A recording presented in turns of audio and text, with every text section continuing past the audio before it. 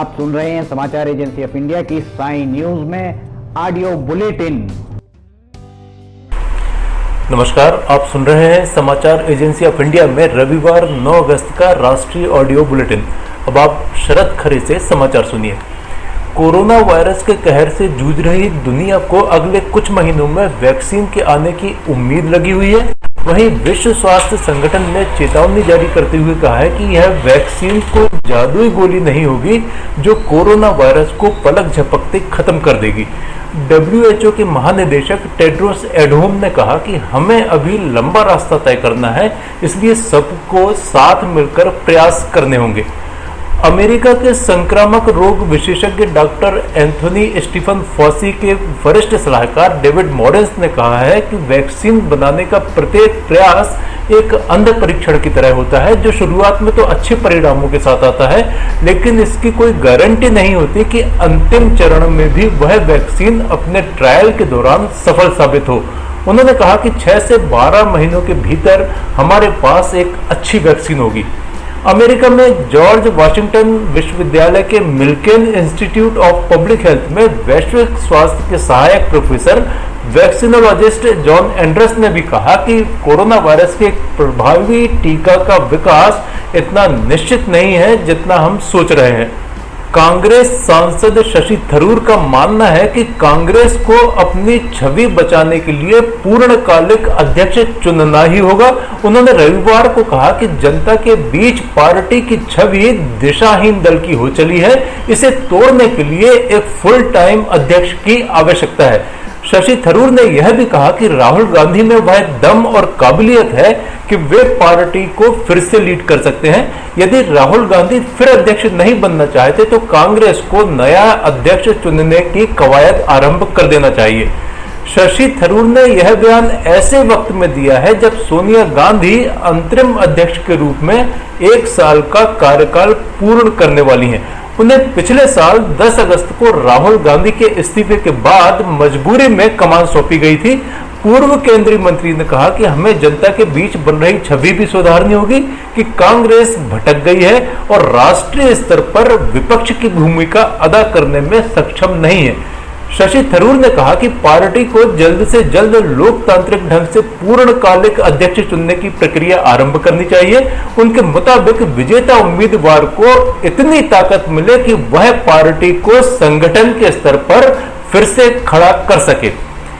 प्रधानमंत्री नरेंद्र मोदी ने कोविड-19 महामारी से उत्पन्न इस संकट काल से निपटने में देश के किसानों के योगदान की रविवार को प्रशंसा करते हुए कहा कि किसानों के चलते भारत की ग्रामीण अर्थव्यवस्था आज भी मजबूत है और इससे पूरी अर्थव्यवस्था को सहारा मिला है।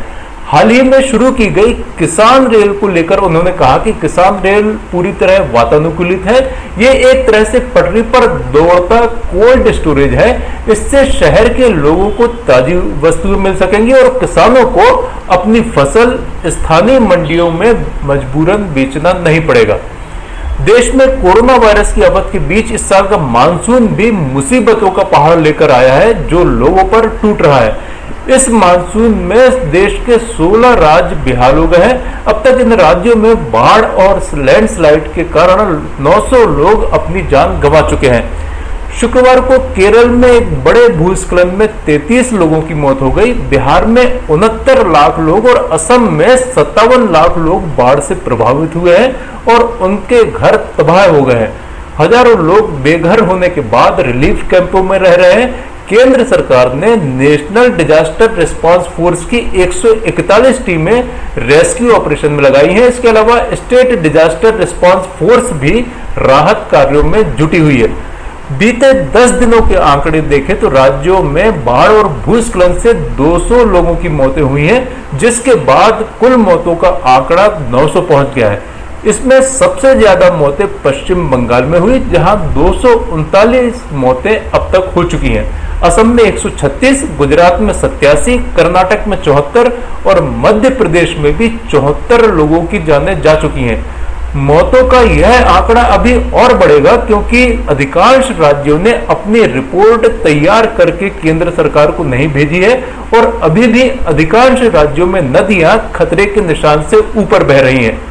समाचारों के बीच में हम आपको यह भी जानकारी दे दें कि मौसम संबंधित अपडेट्स जानने के लिए समाचार एजेंसी ऑफ इंडिया के चैनल पर रोजाना अपलोड होने वाले वीडियो अवश्य देखें। मौसम से संबंधित अपडेट्स मूलतः किसानों, निर्माण कार्य करवाने वालों आदि के लिए फायदेमंद साबित हो सकते हैं। समाचार एजेंसी ऑफ इंडिया के द्वारा अब तक मौसम के जो पूर्वानुमान जारी किए गए हैं वे 95 से 99% तक सही साबित हुए हैं। इंडियन मेडिकल एसोसिएशन IMA ने कोरोना की लड़ाई में चिकित्सकों की होने वाली मृत्यु पर दुख जताते हुए प्रधानमंत्री नरेंद्र मोदी को पत्र लिखा है। अब तक देश में कोरोना से लगभग 200 चिकित्सकों की मौत हो चुकी है। तमिलनाडु में सबसे ज्यादा 43 चिकित्सकों की मौत हुई है, जिसके बाद महाराष्ट्र और गुजरात में भी 23 मौतें चिकित्सकों की हुई हैं। दिल्ली में भी 12 चिकित्सकों की जान अब तक जा चुकी है। चिकित्सकों की मौत पर ध्यान दिलाते हुए IMA ने लिखा है कि आंकड़ों के मुताबिक हमारे देश में कोरोना ने 196 चिकित्सकों की जान ले ली है। इनमें से 170 चिकित्सकों की उम्र 50 साल से ज्यादा थी और 40% चिकित्सक जनरल प्रैक्टिशनर थे। IMA ने कहा है कि चिकित्सक कोरोना का इलाज करते करते खुद इसका शिकार हो जाते हैं। पत्र में कहा गया है कि चिकित्सकों को भी बेड और दवाएं नहीं उपलब्ध हो पा रही हैं, इससे चिकित्सकों का मनोबल गिर रहा है। कर्नाटक के तुमकुरु में कोरोना वायरस संक्रमण का फायदा उठाकर एक कैदी जेल से भाग निकला। रात में खाने के बाद उसको अपना पत्तल खुद ही फेंकने के लिए बाहर भेजा गया था, जिसके बाद कैदी रफू चक्कर हो गया। उसे हथकड़ी भी नहीं लगी थी और ना ही कोई पुलिसकर्मी उसके साथ बाहर गया था। घटना के बाद 6 पुलिसकर्मियों को सस्पेंड कर दिया गया है। यह घटना तुमकुरु शहर से 23 किलोमीटर दूर कोरा पुलिस स्टेशन क्षेत्र की है। कांग्रेस नेता और पूर्व मंत्री जीतू पटवारी की मुश्किलें एक बार फिर से बढ़ने वाली हैं। 15 दिनों के अंदर उन्होंने 2 बार प्रधानमंत्री नरेंद्र मोदी की फर्जी तस्वीर ट्विटर पर शेयर की है। राम मंदिर भूमि पूजन को लेकर नरेंद्र मोदी की एक फर्जी तस्वीर शेयर करने के बाद हालांकि जीतू पटवारी ने उस तस्वीर को डिलीट कर दिया है। जीतू पटवारी के खिलाफ छतरीपुरा पुलिस ने धारा 188 और 464 के तहत प्रकरण दर्ज किया है। छतरीपुरा पुलिस ने बीजेपी नगर अध्यक्ष गौरव रणदिवे की शिकायत पर यह प्रकरण दर्ज किया है। नेपाल के प्रधानमंत्री KP शर्मा ओली ने एक बार फिर नेपाल में असली अयोध्या होने का दावा करते हुए वहां राम की मूर्ति बनवाने और इसे भगवान राम की जन्मस्थली के रूप में प्रचारित करने का आदेश दिया है। चितवन के स्थानीय अधिकारियों से फोन पर बात करते हुए KP शर्मा ओली ने कहा कि सभी सबूत यह साबित करते हैं कि भगवान राम का जन्म नेपाल की अयोध्यापुरी में हुआ था, भारत में नहीं। उन्होंने सबूत जुटाने के लिए खुदाई कराने का भी आदेश दिया है। चितवन जिले से नेशनल असेंबली की सदस्य दिल कुमारी रावल के मुताबिक ओली ने अयोध्यापुरी के आसपास के इलाकों को संरक्षित करने का आदेश दिया है। रावल के मुताबिक PM ओली ने सबूत जुटाने के लिए अयोध्यापुरी के आसपास खुदाई करने को कहा है। ओली ने कहा कि सरकार अयोध्यापुरी को ऐतिहासिक और धार्मिक स्थान के रूप में विकसित करने के लिए जमीन देगी। उन्होंने प्रतिनिधि मंडल से अयोध्यापुरी इलाके में भगवान राम, लक्ष्मण और सीता की मूर्तियां बनाने को कहा है। ग्रहों के राजा सूर्य 16 अगस्त को अपनी राशि सिंह में प्रवेश करेंगे। अपनी राशि में प्रवेश के साथ ही वे सभी 12 राशियों को विशेष प्रभाव देंगे। ज्योतिषविदों ने बताया कि हृदय, आत्मा, पिता, नेत्र और राज्य कारक ग्रह सूर्य 16 अगस्त को भाद्रपद कृष्ण द्वादशी को कर्क राशि को छोड़कर अपनी राशि सिंह में प्रवेश कर जाएंगे। महामंडलेश्वर स्वामी पूर्णानंद पुरी महाराज ने बताया कि जब सूर्य एक राशि से दूसरी राशि में प्रवेश करते हैं तो उसे संक्रांति कहते हैं। सिंह राशि में सूर्य के आने के बाद सबसे ज्यादा लाभान्वित सिंह के जातक ही होंगे, क्योंकि सूर्य सिंह राशि के ही स्वामी हैं। अगस्त महीने में कई ग्रहों का राशि परिवर्तन होने जा रहा है। इस महीने में चंद्र तारा अस्त भी होगा।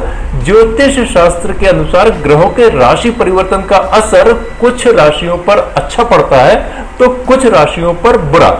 इस महीने 18 अगस्त से चंद्र तारा अस्त प्रारंभ होगा, जो कि 20 अगस्त को समाप्त होगा। चंद्र तारा अस्त मंगलवार 18 अगस्त को सुबह 11:42 से प्रारंभ होगा, जो गुरुवार 20 अगस्त को सुबह 3:35 पर समाप्त होगा। ऐसे में इस अस्त की अवधि 2 दिन की होगी। वैदिक ज्योतिष शास्त्र के अनुसार ज्यादातर शुभ काम जैसे शादी ब्याह आदि मांगलिक कार्य शुक्र और गुरु ग्रह के अस्त काल में करना अशुभ माना गया है। ज्योतिषाचार्यों के मुताबिक मीन, तुला, धनु, कुंभ और मीन राशि के जातकों के लिए अगस्त का महीना शानदार साबित होगा। इन राशियों पर ग्रहों के राशि परिवर्तन का शुभ प्रभाव पड़ेगा, जबकि मेष, वृष, कन्या, कर्क, मकर और वृश्चिक राशि के जातकों को काफी सतर्क रहने की आवश्यकता है। देश में कोरोना संक्रमित मरीजों की तादाद 21,68,631 पहुंच गई है। इसमें से सक्रिय मरीजों की तादाद 6,34,610 और रिकवर्ड मरीजों की तादाद 14,89,975 है। इस बीमारी से हुई मृत्यु का आंकड़ा 43,585 हो गया है। जिन राज्यों में कोरोना संक्रमितों के एक्टिव मरीजों की तादाद 5,000 से अधिक हो गई है, उनमें महाराष्ट्र में सर्वाधिक 1,47,048 एक्टिव मरीज हैं।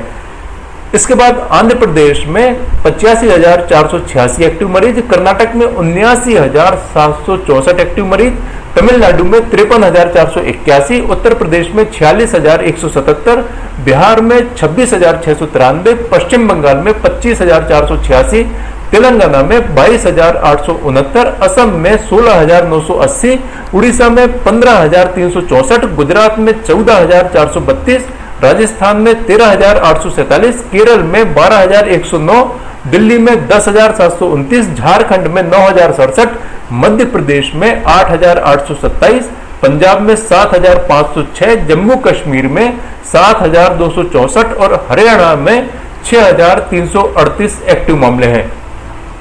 आप सुन रहे थे समाचार एजेंसी ऑफ इंडिया में रविवार 9 अगस्त का राष्ट्रीय ऑडियो बुलेटिन। सोमवार 10 अगस्त को एक बार फिर हम ऑडियो बुलेटिन लेकर उपस्थित होंगे। यदि आपको ये ऑडियो बुलेटिन पसंद आ रहे हो तो आप इन्हें लाइक, शेयर और सब्सक्राइब अवश्य करें। अभी आपसे अनुमति लेते हैं। नमस्कार। आइए हम आपको बताते हैं समाचार एजेंसी ऑफ इंडिया के चैनल को आपको किस तरह सब्सक्राइब करना है।